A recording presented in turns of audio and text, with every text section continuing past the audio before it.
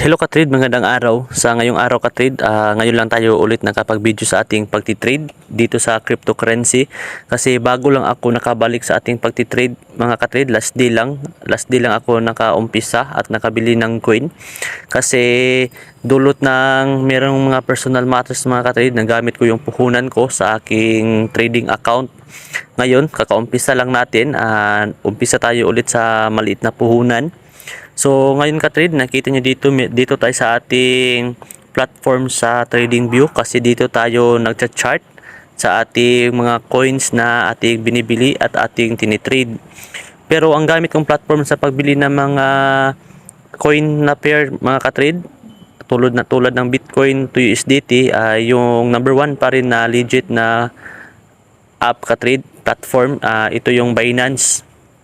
So ngayon ka-trade, ipapakita ko sa inyo yung nabili kong coin last day at ito yung pair na Dogecoin to USDT. So click natin itong Doge USDT ka-trade. So sa nakita niyo dito ka-trade, ito yung meron kayong makita mga guhit. Maraming guhit yan, merong blue, pink at saka green. So itong mga guhit ka-trade, ito yung nakita niyo, itong kulay blue. Dati pa itong trade ko no, mga nakalipas pa mga anong buwan pa yun, matagal na. Hindi lang na-delete ito kasi sinisave ko ito mga ka-trade. Tapos itong mga green, kulay green, ito yung mga kung saan ako nagtitake profit para meron akong platandaan. So itong mga dalawang guhit na blue ka-trade dito sa baba, ito at saka ito yung bago kong binili nung nakaraang araw. So dito banda, dito nakabili ako ng 1,000 plus lang. Tapos dito naman sa pangalawa, nakabili ako ng worth 500 lang, 500 pesos lang na Dogecoin. Unti lang kasi kaunti pa lang yung puhunan natin. So sa nakita natin dito ka-trade, dito na yung price ng Dogecoin. So kung i-compute natin dito ang ating ilang percent ating kinita ka-trade dito, tapos punta natin dito kung magkano yung presyo sa Dogecoin ngayon.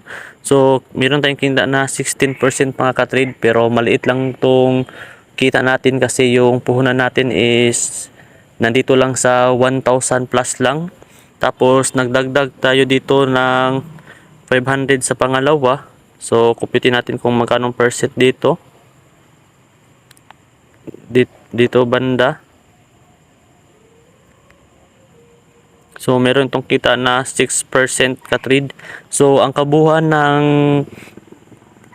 pera na nabili ko dito is 2,225 muna. So nagtingi muna ka-trade kasi yun lang yung kaya. At sana hopefully is madagdagan din ulit para malaki yung puhunan natin. Para pag kumita tayo is medyo malaki din yung kita natin ka-trade. So punta tayo sa ating Binance account ka-trade kung saan tayo nagti-trade. So dito tayo sa ating Binance account ka-trade. So punta tayo dito sa baba, dito sa wallet, dito banda. Tingnan natin yung tinubo ng ating pera. Tapos dito tayo sa spot.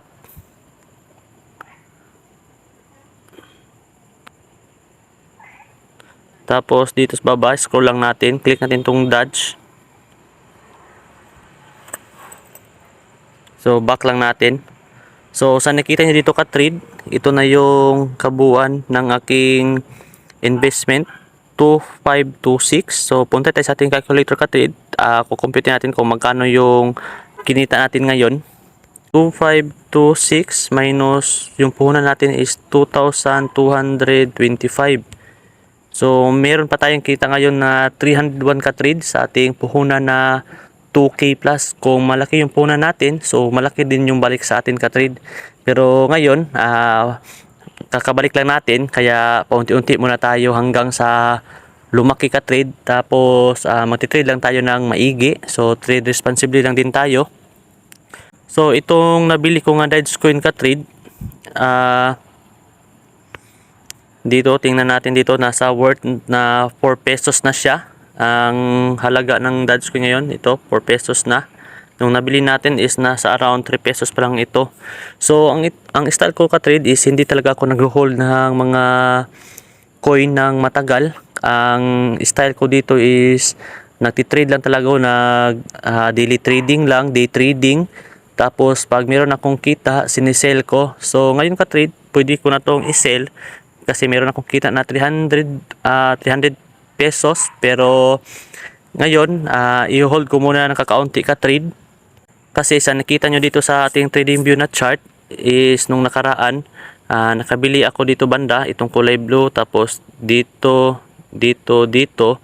So, antayin ko lang muna ng kakaunti ka-trade kasi baka umakyat pa dito yung halaga ng Dogecoin. So, baka abot pa dito banda. So, dito tayo magsisell kung aabutin man yan. Pero kung dito lang siya banda ka-trade, pwede natin yan i-take profit. Pero yung goal ko ngayon kasi is plano ko munang dagdagan ng kakaunti. Kahit makabili man ako dito banda, so antayin ko lang ng kaunti, baka umangat siya dito papunta o dito banda, tsaka ako magsisell ka-trade. So ngayon is pag magdagdag ako ng coin, pag bibili ako, ibibideo ko para makita nyo din. Pag nagsisell ako at nagbabay, mag-video din ako para meron kayong update at saka meron kayong matutunan kung paano magbenta at mag-sell ng crypto dito sa Binance, lalo na sa mga baguhan. Then, kung paano tayo bibili ng USDT gamit ang P2P. So, yun lang ating update ngayon ka-trade.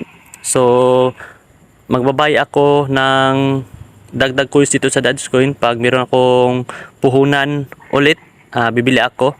I-update ko lang kayo ka-trade. So, salamat sa inyong panonood. Huwag magsawang sumuporta. So, trade responsibly lang tayo. Then, mag-trade lang tayo kung magkano lang yung kayang mawala sa atin kasi risky din tong pagtitrade ka-trade. So, God bless and more power.